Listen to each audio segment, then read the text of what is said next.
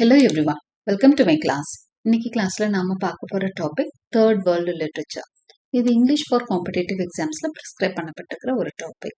Before getting into the class a kind request, நம்ம channel இன்னும் subscribe பண்ணலைன்னா subscribe பண்ணுங்க, உங்க ஃப்ரெண்ட்ஸ்க்கும் ஷேர் பண்ணுங்க, சஜஸ்ட் பண்ணுங்க. Thank you. So third world literature அப்படின்னா முதல் என்னன்னு தெரிஞ்சுக்கலாம். The term Third World was first used by French historian and demographer Alfred Sauvy in 1952. So இது ஒரு one more question மாதிரி இருக்கு. So that's an important. Alfred சாவி அப்படிங்கிறவர் தான் 1952ல இந்த வேர்டு தேர்ட் வேர்ல்ட் அப்படிங்கிற வார்த்தையை பிரயோகிக்கிறாரு. இந்த ஃபர்ஸ்ட் வேர்ல்டு, இதுல தேர்ட் வேர்ல்டுன்னு சொல்றாருல, அப்போ ஃபர்ஸ்ட் வேர்ல்டு செகண்ட் வேர்ல்டுனா என்ன, தேர்ட் வேர்ல்டுன்னு யார சொல்றாங்க? The first world referred to the western countries, மேற்கத்திய நாடுகள்னு சொல்றோம் இல்லையா, அமெரிக்கா, அப்புறம் யூரோப்பியன் கண்ட்ரிஸ், ரொம்ப வளர்ந்த நாடுகள், அதை வெஸ்டர்ன் கண்ட்ரிஸ்ன்னு சொல்றோம், அதை ஃபர்ஸ்ட் வேர்ல்டுன்னு சொல்றாங்க. செகண்ட் வேர்ல்டுன்னு சொல்லிட்டு ஈஸ்டர்ன் பிளாக்ல, அதாவது கம்யூனிசம் சப்போர்ட் பண்ண கண்ட்ரிஸ், சோவியத் ரஷ்யாவோட கூட்டாளிகள், அவங்க எல்லாத்தையும் செகண்ட் வேர்ல்டுன்னு சொல்றாங்க. இது வந்து கோல்டு வார் டைம்ல இந்த நேம் வந்து கொடுத்தாங்க. The third world included countries in Africa, Asia, Latin America and the Caribbean. So இவர் தான் நம்ம ஆல்ஃப்ரட் சாவி தான் என்ன பண்றாரு, 1952ல இந்த கண்ட்ரிஸ் எல்லாம் தேர்ட் வேர்ல்டுங்கிறார். இப்போ ஃபர்ஸ்ட் வேர்ல்டு வந்து அமெரிக்கா அண்ட் யூரோப்பை ஃபர்ஸ்ட் வேர்ல்டுன்னு சொல்றாரு, ரஷ்யா அண்ட் இட்ஸ் ஆலிஸை வந்து செகண்ட் வேர்ல்டுன்னு சொல்றாரு. தேர்ட் வேர்ல்டுன்னு யாரெல்லாம் சொல்றாரு, Africa, Asia, Latin America, Caribbean countries, இதெல்லாம் தேர்ட் வேர்ல்டுன்னு சொல்றாரு. பொதுவா இது எல்லாமே யூரோப்பியன் பவர்ஸ் காலனிஸா இருந்த கண்ட்ரிஸ். ஓகே, இதான் தேர்ட் வேர்ல்டுன்னு சொல்றாங்க. இப்பதான் ஃப்ரீடம் வாங்கி எல்லாம் கஷ்டப்பட்டு டெவலப் ஆயிட்டு இருக்கிறாங்க. அந்த டைம்ல அவங்களெல்லாம் தேர்ட் வேர்ல்டுன்னு சொல்றாரு. ரொம்ப புவரா இருந்து வளர்ந்து வர்றாங்களா அந்த நாடுகள்.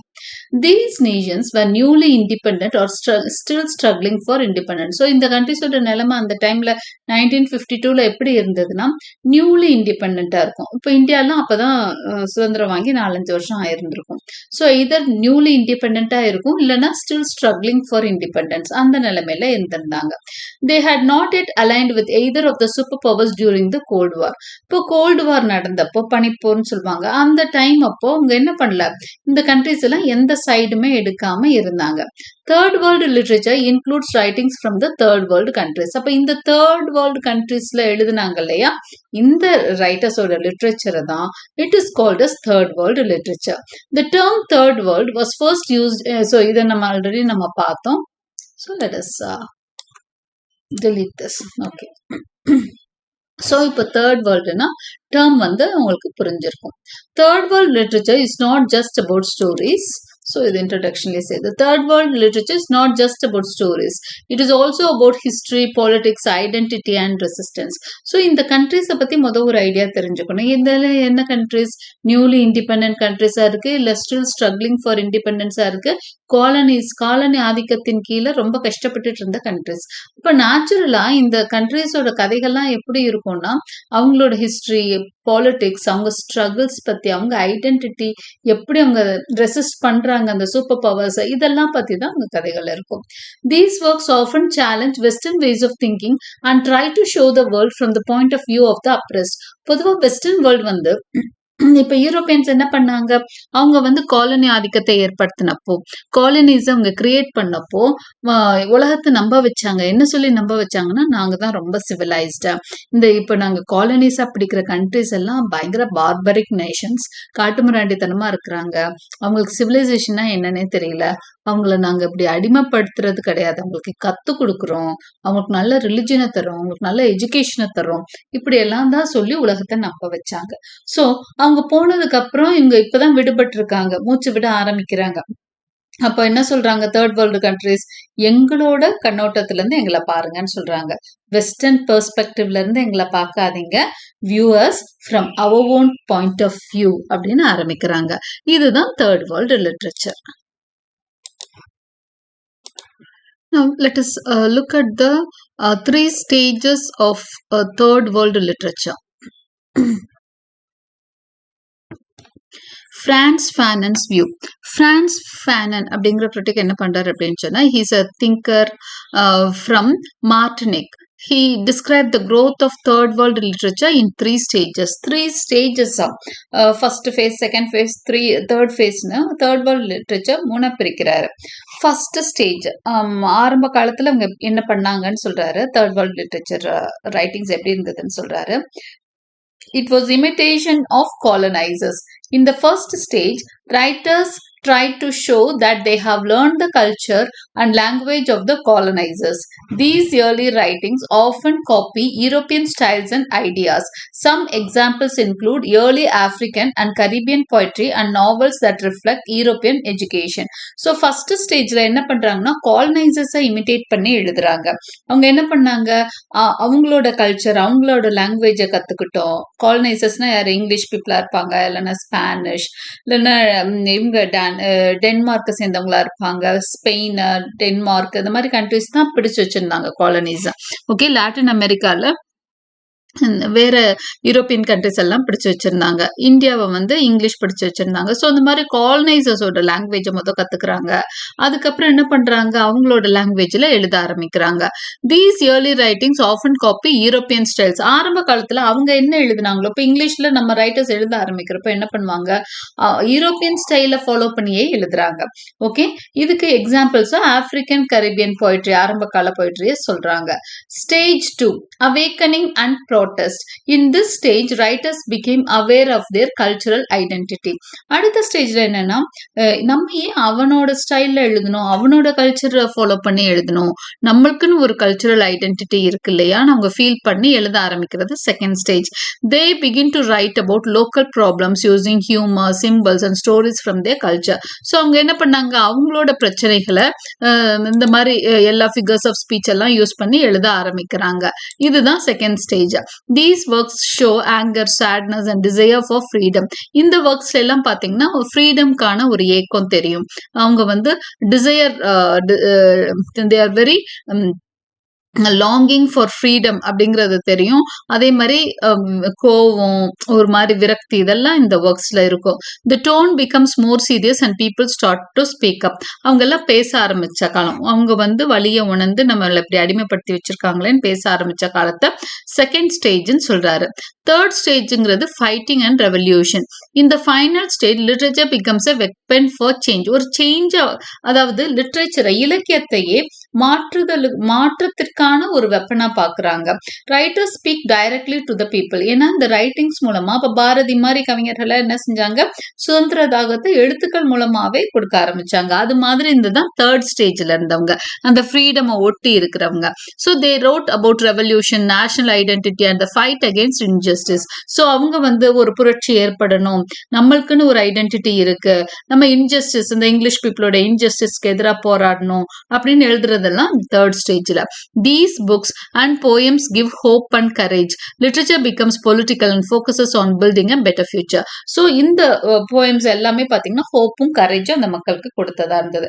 இப்படிதான் 3 stages பிரான்ஸ் ஃபெனான் என்ன பண்றாருன்னா இந்த தேர்ட் வேர்ல்டு லிட்ரேச்சரை பிரிக்கிறாரு.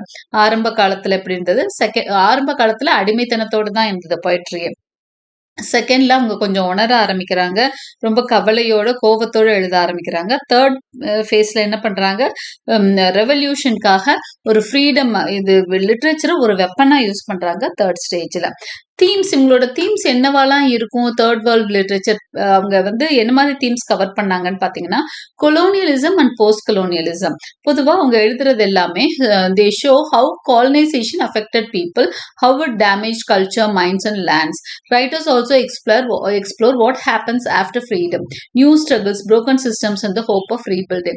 இந்த கொலோனியலிசம், போஸ்ட் கொலோனியலிசம் பத்தி தான் மெயின் தீமா இருக்கும். கொலோனியலிசத்துல அவங்க எவ்வளவு கஷ்டப்பட்டாங்கன்றத பத்தி எழுதியிருப்பாங்க. ஓகே, அந்த காலனைசேஷன் எந்த அளவுக்கு மக்களை அடிமைப்படுத்துச்சு, எவ்வளவு கஷ்டப்பட்டோம் அப்படின்றத எழுதியிருப்பாங்க. அடுத்ததா போஸ்ட் கொலோனியலிசம். இண்டிபெண்டன்ஸ் வாங்கினதுக்கு அப்புறம் புதுசா வாங்கியிருப்பாங்க, அப்படியே ரொம்ப அடிமைத்தனத்துல இருந்து திடீர்னு ஃப்ரீடம் கொடுத்தா அவங்களுக்கு என்ன பண்ணனே தெரியாது, கையில காசு இருக்காது. அப்போ அந்த ஒவ்வொரு கண்ட்ரியும் ஸ்ட்ரகிள் பண்ணும். நம்மளே எவ்வளவு நாள் வந்து அந்த புவர் ரேஞ்சில் இருந்து இப்பதான் மீண்டு வரோம் இல்லையா. ஸோ நியூ ஸ்ட்ரகிள்ஸ் இருக்கும், புரோக்கன் சிஸ்டம்ஸ் இருக்கும், எந்த சிஸ்டமையும் ப்ராப்பரா நமக்கு பயன்படுத்த தெரிஞ்சிருக்காது, எல்லாம் வந்து இஷ்டத்துக்கு அவங்கவுங்க பண்ணுவாங்க. ஸோ இதெல்லாம் புரோக்கன் சிஸ்டம் இருக்கும். ஆனாலும் ஒரு நம்பிக்கையோடு நடத்திட்டு இருப்பாங்க. இதுதான் second stage. Okay, Well, the second topic. Okay, so the second theme is nationality and identity. Many writers focus on the pride of being part of a nation. அந்த அந்த ஒரு ஒரு கர்வத்தோட எழுதுறது அந்த செகண்ட் பார்ட்ல இன்னொரு தீமா இருக்கும், நேஷனலிசம் அண்ட் ஐடென்டிட்டியில. ஓகே, ஸோ ஒன்று வந்து கொலோனியலிசம் பத்தி எழுதியிருப்பாங்க, அந்த damages caused by colonialism, post கொலோனியலிசம்ல ஏற்பட்ட பாதிப்புகளை எழுதுவாங்க. அடுத்து தான் வந்து ஒரு இந்தியன் அப்படின்னு ஒரு கர்வத்தோட எழுதுறது, இதெல்லாமே இதோட சேரும்.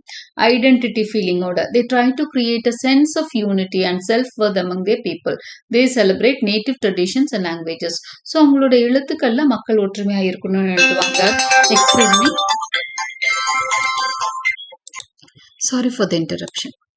So they try to create a sense of unity and self-worth among their people. So nationalism, identity வந்து grow ஆகுறது, அந்த தீம்ஸும் நிறைய வந்து இந்த இந்த தேர்ட் வேர்ல்டு லிட்ரேச்சர்ல நம்ம பார்க்குறோம். They celebrate native traditions and languages. So இவங்க என்ன பண்றாங்க, அவங்களோட ஒர்க்ஸ்ல வந்து அவங்களோட ட்ரெடிஷன், அவங்களோட லாங்குவேஜை புகழ்ந்து எழுதுறதெல்லாம் பார்க்குறோம். அடுத்தது டயஸ்போரா அண்ட் டிஸ்பிளேஸ்மெண்ட் அனதர் தீமா இருக்குது. Some writers move to other countries either by choice or force. They write about feeling lost between two cultures, missing home but not fully accepted in the new land. அடுத்தது டயஸ்போரானா என்னன்னா, ஒரு கண்ட்ரில இருந்து இன்னொரு நாட்டுக்கு போறாங்க இல்லையா, அவங்கள டயஸ்போரன்ஸ்ன்னு சொல்லுவாங்க. இப்போ வேலைக்காக போறவங்க இன்னைக்கு நம்ம நிறைய பேர் பார்க்குறோம். ஆனா முந்தைய காலத்துல எல்லாம் என்ன பண்ணுவாங்க அப்படின்னு சொன்னா, அடிமைகளா அனுப்பி வச்சாங்க. அது வந்து ஃபோர்ஸ்டு டயஸ்போரா. இன்னைக்கெல்லாம் வந்து செலக்ட் பண்ணி டயஸ்போராவா ஆகுறாங்க, வேற சாய்ஸா போறாங்க. ஓகே, ஸோ இவங்களும் வேற கண்ட்ரிக்கு போறப்ப எப்படி போனாலும் அந்த கண்ட்ரில என்ன பண்ணுவாங்க, நிறைய மிஸ் பண்ணுவாங்க இல்லையா, இந்த சொந்த நாட்டை மிஸ் பண்ணுவாங்க. இந்த ரெண்டு கண்ட்ரீஸ்க்கும் இடையில உள்ள அந்த இது இருக்கும்ல, லாஸ்ட் பிட்வீன் டூ கல்ச்சர்ஸ்னா என்னன்னா, அவங்க கண்ட்ரியோட கலாச்சாரத்தை இழந்துட்டு அங்க போய் வாழ்றாங்க. அங்க அந்த புது கலாச்சாரத்துல அவங்களால ஒட்டவும் முடியாது. அப்ப லாஸ் ஆஃப் டூ கல்ச்சர்ஸ் அவங்க ஃபேஸ் பண்ணுவாங்க. ஹோமை மிஸ் பண்ணுவாங்க, நியூ லேண்டவும் அக்செப்ட் பண்ணிக்க முடியாது அவங்களால.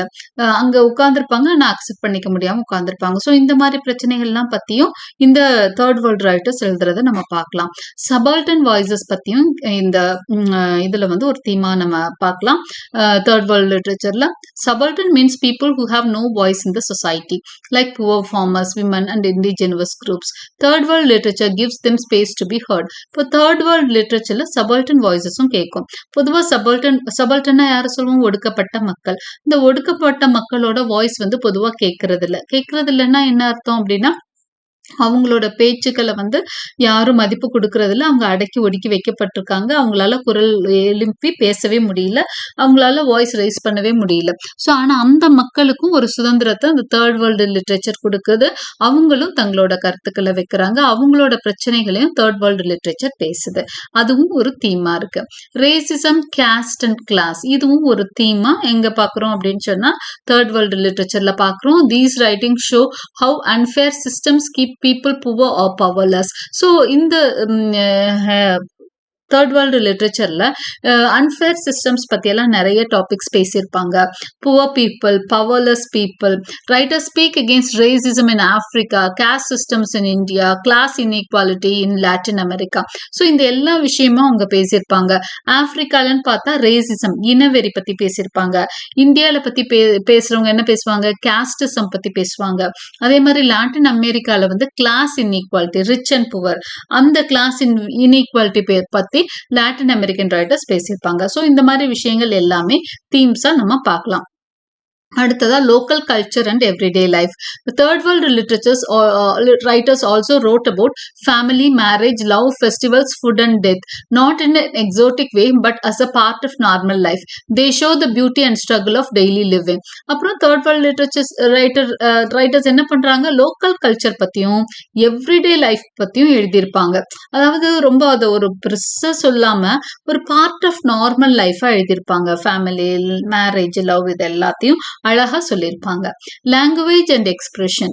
Many writers use English but they also include native words and phrases. பொதுவாக இவங்கெல்லாம் இங்கிலீஷ்ல நிறைய அந்த ரைட்டர்ஸ் எழுதுறாங்க.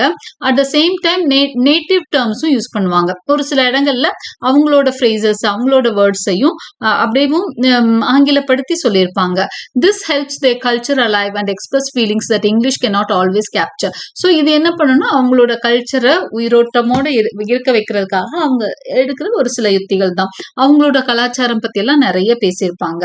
ஸோ இது எல்லாமே இந்த தீம்ஸ் ஆஃப் என்ன பார்க்குறோம் அப்படின்னா தேர்ட் வேர்ல்டு லிட்ரேச்சரா பார்க்குறோம். அடுத்த டாபிக் என்ன பார்க்க போறோம்னா தேர்ட் வேர்ல்டு லிட்ரேச்சர் ரைட்டர்ஸ்ல யாரெல்லாம் famous writers and their works பத்தி தெரிஞ்சுக்க போறோம். Several authors from the third world often refer to as the global south. இவங்களை எப்படி சொல்லுவாங்கன்னா குளோபல் சவுத் ரைட்டர்ஸ்னு சொல்லுவாங்க. Okay, they have significantly contributed to world literature particularly in English. இவங்க அதிகமா இந்த தேர்ட் வேர்ல்டை சேர்ந்தவங்க ஆங்கிலேயர்களால ஆளப்பட்டவங்க தான். அதனால இங்கிலீஷ்ல நிறைய எழுதியிருப்பாங்க. ஸோ நோட்டபிள் ஃபிகர்ஸ் அப்படின்னு பார்த்தீங்கன்னா சினுவா அச்பி, சல்மான் ருஷ்டி, அருந்ததி ராய், இந்தியாவை சேர்ந்தவங்கலாம். Okay, Amitav Ghosh, Gabriel Garcia Marquez 100 Years of Solitude நீங்க படிச்சிருக்கீங்க இல்லையா, அதை எழுதினவர்.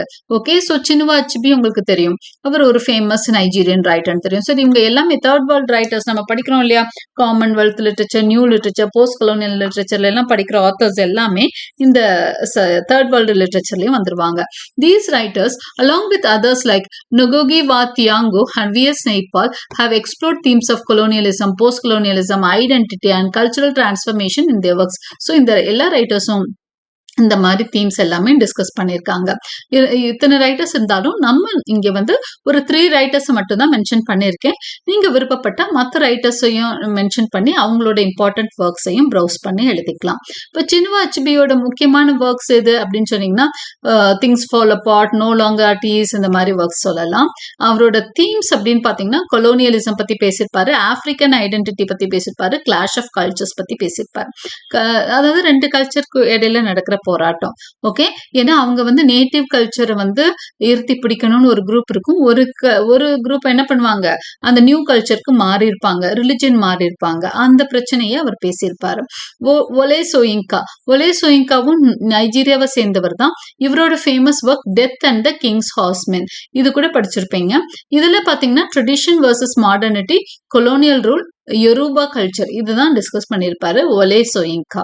அடுத்தது நெகோகி வா தியாங்கோ, இவர் கென்யாவை சேர்ந்த ரைட்டர். இவரோட ஃபேமஸ் ஒர்க்ஸ் பாத்தீங்கன்னா weep not child, the river between, a grain of wheat, இது 3 ஒர்க் இதுல கொடுத்துருக்கேன். தீம்ஸ் பாத்தீங்கன்னா colonialism, resistance, cultural identity, language politics, corruption, struggle for social justice, இதெல்லாம் இவரோட தீமா இருக்கு. நீங்க இன்னமே 2-3 ரைட்டர்ஸ் வேணும்னா சேர்த்து எழுதி அவங்களோட works mention பண்ணலாம். Okay, at the conclusion we have come to the conclusion now. Third world literature is a powerful voice of resistance, identity and transformation. அப்ப third world literature அப்படிங்கிறது ஒரு voice of resistance.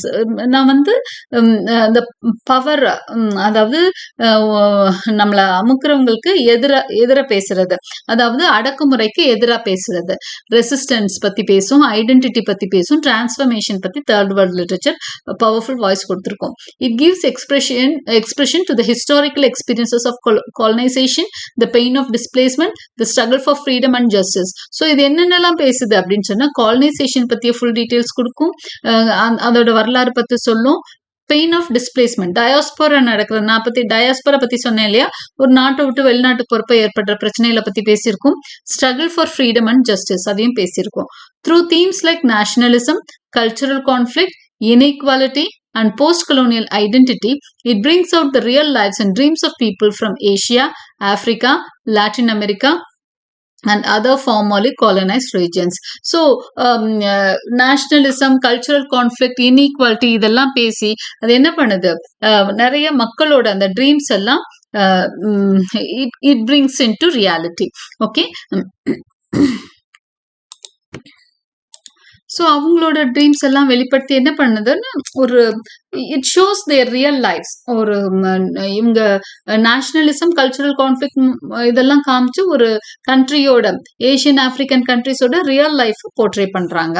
While using English, a language of the colonizer, many writers have turned into a tool of protest and storytelling. இது வந்து language of காலனைசர் தான் English. English வந்து நம்மள ஆதிக்கம் செலுத்தினவர்களோட language தான். ஆனா அதையே நம்ம என்னவா மாத்திட்டோம், ஒரு வெப்பனா மாத்திட்டோம். அவங்களுக்கு எதிரான ஒரு வெப்பனா மாத்திட்டோம், ப்ரொட்டஸ்டுக்கான வெப்பனா மாத்திட்டோம். நம்மளோட கதைகளை சொல்றதுக்கும் அதை பயன்படுத்துறோம். அவங்க என்ன பண்ணாங்க, நம்மளை அடிமைப்படுத்த அதை யூஸ் பண்ணாங்க. நம்ம அதையே அவங்களுக்கு எதிராக திருப்பி நம்மளோட புகழ பரப்பவும் அந்த லாங்குவேஜை யூஸ் பண்ண ஆரம்பிச்சிட்டோம்.